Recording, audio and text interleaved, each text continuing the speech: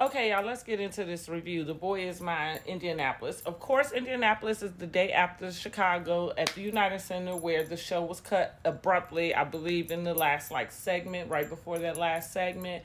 And honey, I had these ladies on the Chitlin circuit. Now, to be clear, what the Chitlin circuit is a short tour. They have about 30 dates, I think, that are scheduled, and I just suggested that maybe they should do something shorter. Maybe they weren't prepared to have, that type of production going on.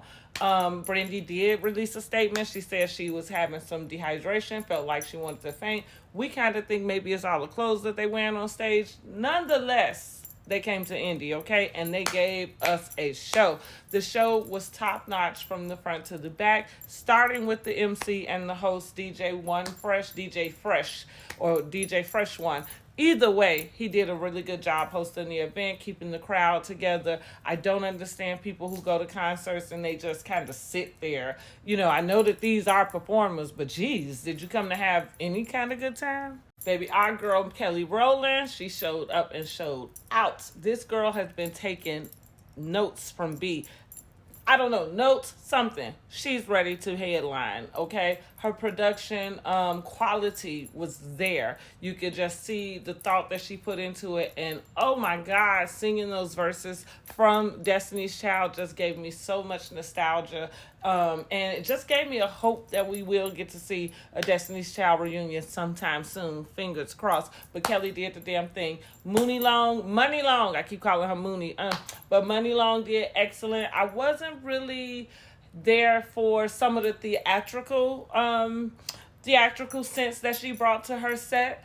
But that's fine. I'm just not used to that. Beyonce does have me spoiled. I am not used to an opening act. I believe the only time I remember having Beyonce having anything like an opening act was on the Run 2, and that was with DJ Khaled. But she did excellent. Jamal Roberts, I believe he won American Idol. He was good. But Kelly Rowland, baby, took the show, honey. You go, girl. Can't wait to see you headline. Now, let me just say, I really feel bad for the people in Chicago. There is a second date at Wintrust. I believe this November 25th. So if you're able to go make sure you get your tickets and go to that. But this is why I'm really, kind of sad about the Chicago date. Again, we are giving grace, right? You can give grace and you can still admit that those people missed out on something, and they missed out on something kind of special. So the last segment is where they come out and do the Whitney Houston tribute. That's why they have on the all white. They sing I Want to Dance with Somebody. After, there's a compilation of both of them having their own interviews and moments, and it's this place where Whitney's death date is visualized on the screen. I'm a huge Whitney fan. Like I'm almost brought the tears just thinking about the way I'm talking about it. But I definitely almost cried just watching it. And if you follow them, I used to joke and say they always seemed like they was in competition for who loved Whitney the most. So this was really a very sweet portion of the show. Again, the whole show is excellent. The songs that they pick, the rotations that they do. Now the clothes, they might be wearing a little bit too much clothes. That could be, contributing to some of the dehydration area, or feeling like you want to faint type of deal. So I don't know if they're going to continue with this same wardrobe all the way through. However, it looked like they might have had extra fans. But back to, the Chicago show, they really did miss this special little portion. And of course, the ending is The Boy Is Mine. And so, if you're not a Whitney fan, fine, maybe you didn't miss anything. But if you're a Whitney fan, you certainly missed a very special part of this show, and it probably would have touched your heart as well.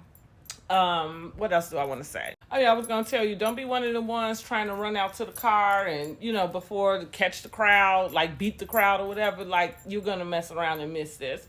And like I say, if you're not a Whitney fan, fine, maybe it doesn't matter. But if you are, I think this is really going to touch your heart. Listen, 10 out of 10. The girls did amazing. I know Beyonce has me spoiled. I am a concert snob. The next thing I will not be doing is having my seat up in the balcony anymore. One thing I will always say about the field house is that you really don't have a bad seat in the place because it is proportionately seated in a way. But yeah, I'm a concert snob. I'm never going back in the balcony again if I can help it. Okay, if I can help it. But if you get a chance to go see them, go see them. It was really great. The girls' mics were on. No hiccups. We did have a funny moment with Kelly where she sang "Cater to You," and not only did she start singing Beyonce's part, but we all started singing Beyonce's part. I mean, as soon as the song come on, that's the first verse, right? So it was really funny, a laughable moment. I think I have it posted.